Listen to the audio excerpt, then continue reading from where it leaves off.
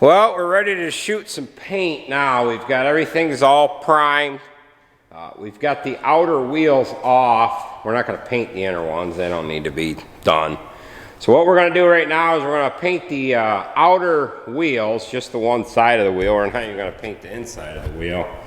We're just going to paint the outer wheels white, and we're going to do the yellow on the jack and the PTO guard. We got the PTO guard there, and then that one's going to end up coming off that U-shaped vertical piece, but for now, until we get that power shaft, we're going to have to put that one back on. So that's going to be yellow along with the jack and the PTO guard.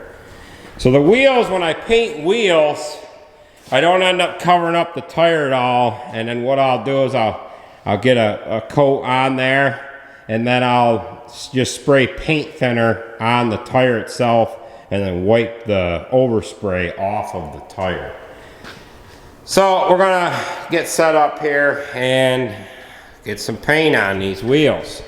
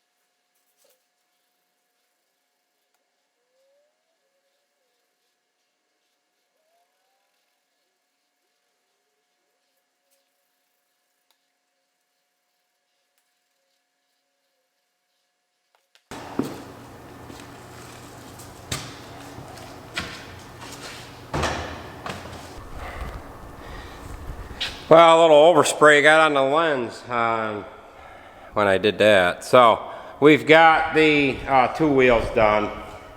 That's a simple way of not having to cover up the tire. Just using some paint thinner, spray it on the side. Well, I got a little bit more to get off of that one, but I happened to notice that the damn lens on the camera had paint on it. So we're gonna get the other wheels done, and then I'm gonna shoot the yellow. Well, we got the white done on the wheels, then we've got the yellow done on the jack and the PTO guard and whatever, and then I've started spraying some red. I've got the conveyor pieces done in red, the lower part of the frame on the mixer, and then I went all the way around the top, and then all we've got left now is the easy part of the mixer. However, I have a precision planning meeting that I have to go to today. So I'm going to be tied up with that for a little while, and when I get back here later this afternoon, we're going to throw the rest of the paint on this. But went to a Stein Seed meeting last night, and then a precision plant meeting today. Precision planting equipment, that is. We do have ESET meters on our John Deere planter, and there's some other stuff we might be adding here at some point in time, but we're going to learn a few more things about the precision plant stuff and what new things they have up and coming here. But next week, a week from today, I'm going to the New York State Corn and Soybean Growers Association meeting, and Zach Johnson, the millennial farmer, he's going to be there. He's going to be one of the speakers, so we're kind of looking forward to that. But we're going to get to the precision plant meeting, get back, get the rest of the red on this. It is Thursday morning right now, and we'll get after it here. Well, we are on our way into the precision planting meeting. We do have the precision ESETs on our planter, and last year was the first year with those. So we're going to see what other things that they have. Now they have the hydraulic downforce that you can put on your planter, which that's real expensive. We have pneumatic downforce on our planter, and that's good. However, the hydraulic downforce you can actually run the other way. You can actually lift up on the meter or up on the unit itself, opposed to the pneumatic airbag system that is on the unit itself. You can only zero it out. You can't lift the unit at all like a hydraulic downforce system can do. That's rather expensive to put hydraulic downforce on. If I was thinking that we would need hydraulic downforce, I would just order it on our next planter.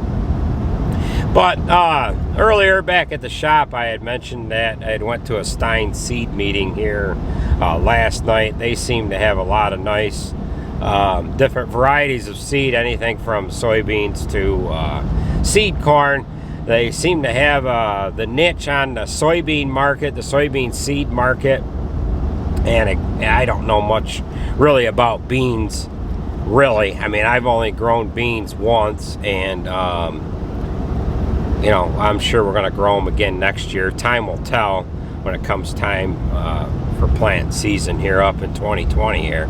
But we're going to run into this meeting, see what I can learn here at the precision planting meeting. I've got to get off the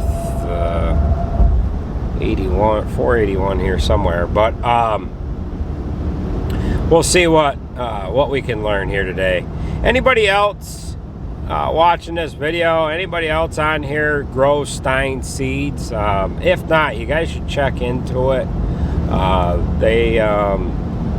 They seem to have some really good programs out right now and some really good varieties of seeds. So we're going to run into this meeting and see what we can learn.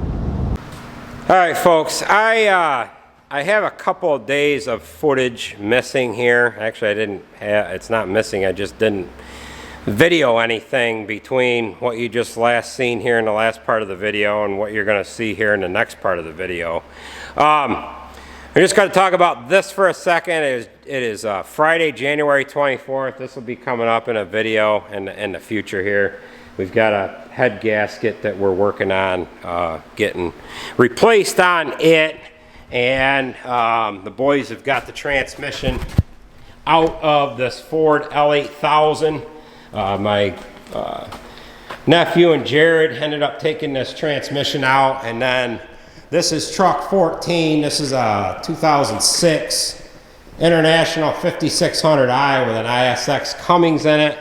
We had this engine rebuilt here this summer, and the turbo crapped out on it here earlier on in the week. So Kerr is working on getting this turbo swapped. He's got the turbo all on there, and that's just about ready to go back together, but the boys are spreading manure right now. So if you had been following along on the Instagram stuff here in the last couple days with what little bit of stuff I've been putting on there and what another YouTuber's been putting on there, you'll kind of realize why there's a little bit of a glitch in the videos here and whatnot. But that'll be coming up here in the next few days. So we're going to roll into the rest of the video, and the rest of the video is going to take place on Sunday, January like 17th or 18th.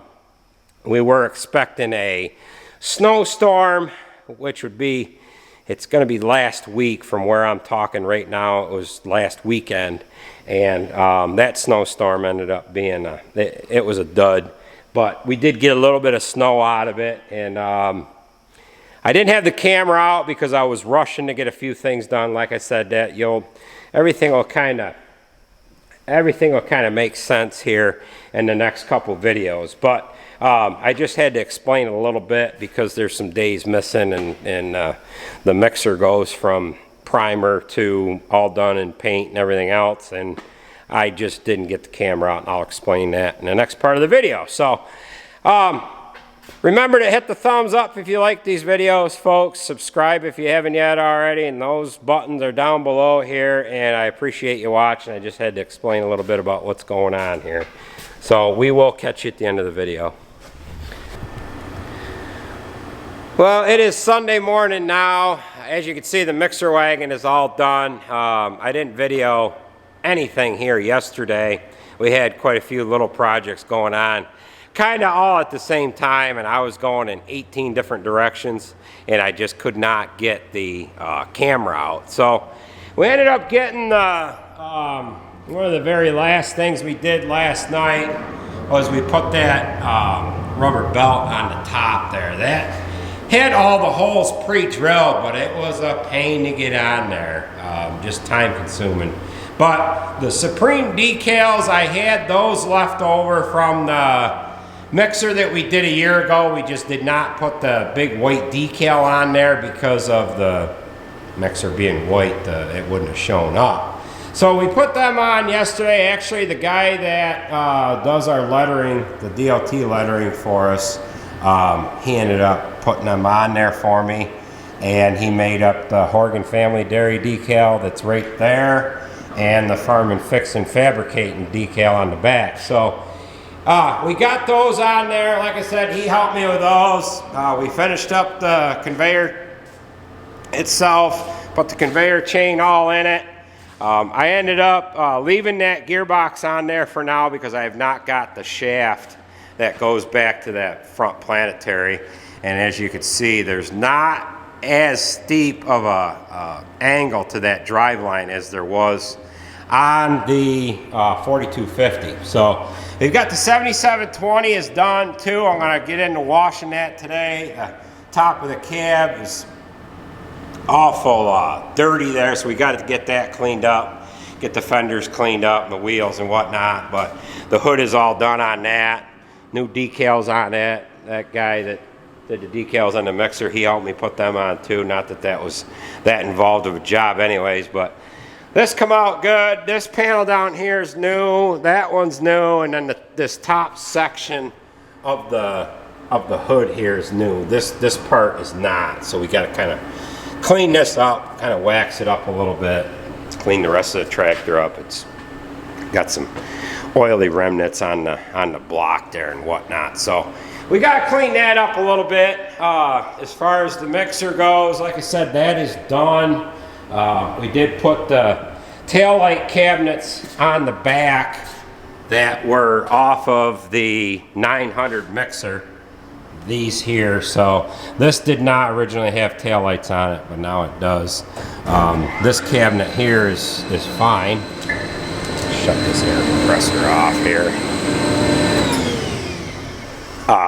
This one here got backed into at some point in time. That's got a little bit of damage done to it, but that just adds a little bit of character. I wasn't gonna straighten this out at all. I just kind of left it alone. So this is all ready to go. We're gonna start feeding with it probably on Tuesday or Wednesday.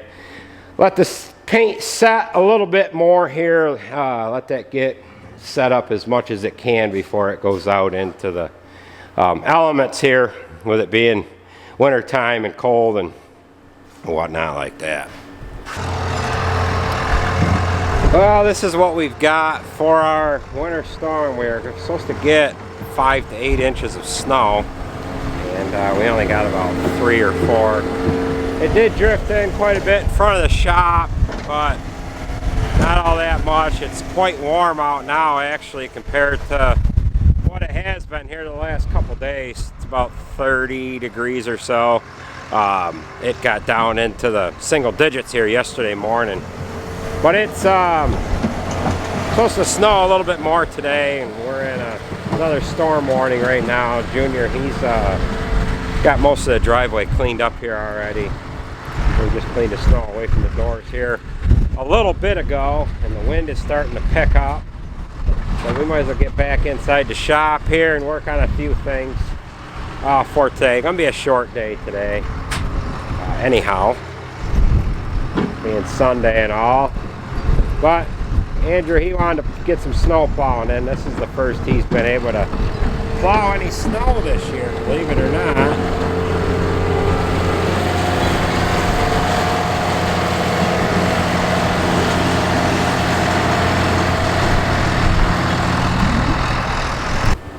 So another project that we have going on that we've got to get after here is this 81. This is the 8120. The numbers are gone off the hood, but we had this tractor on the frac tank.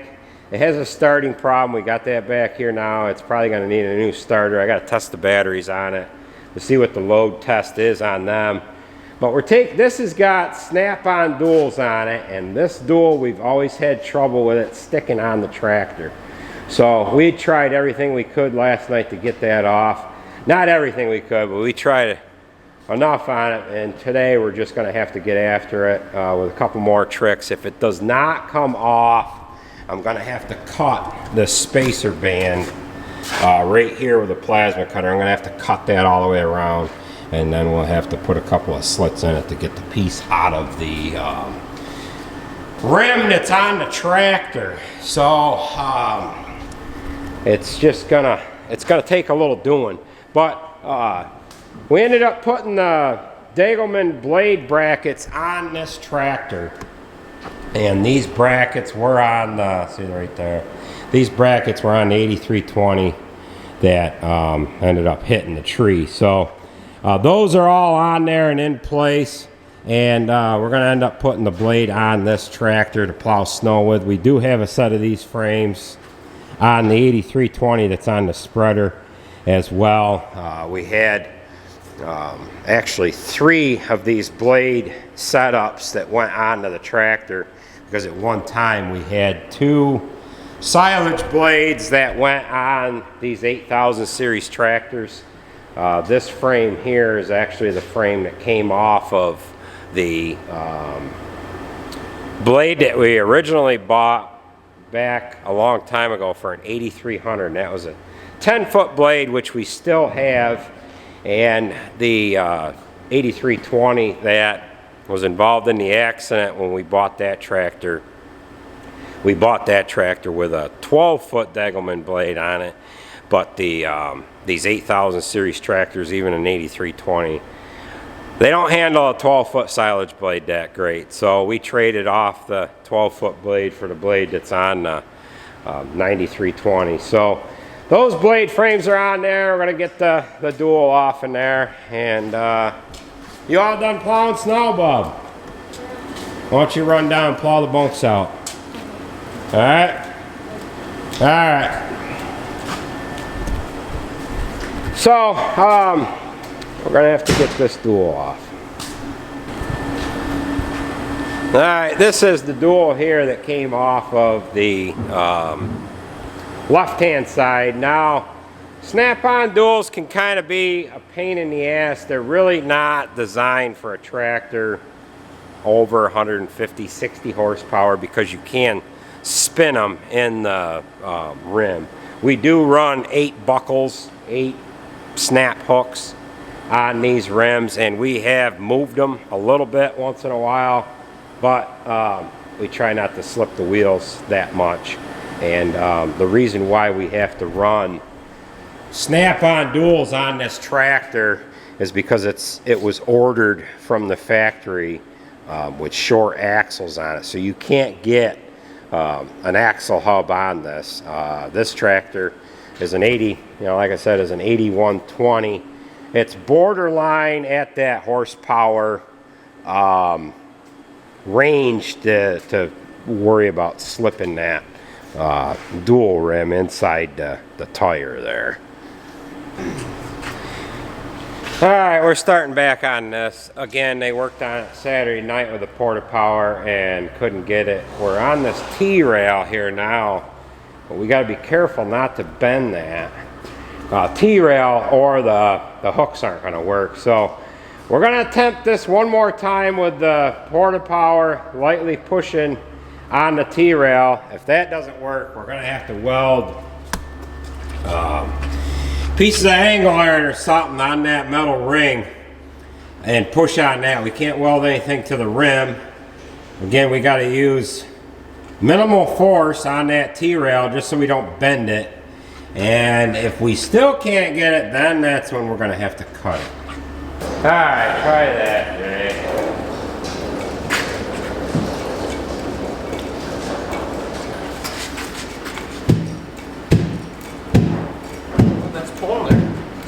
Pushing it out. Alright, watch it when it goes down, but I'm going to hold it, so you ain't got to worry.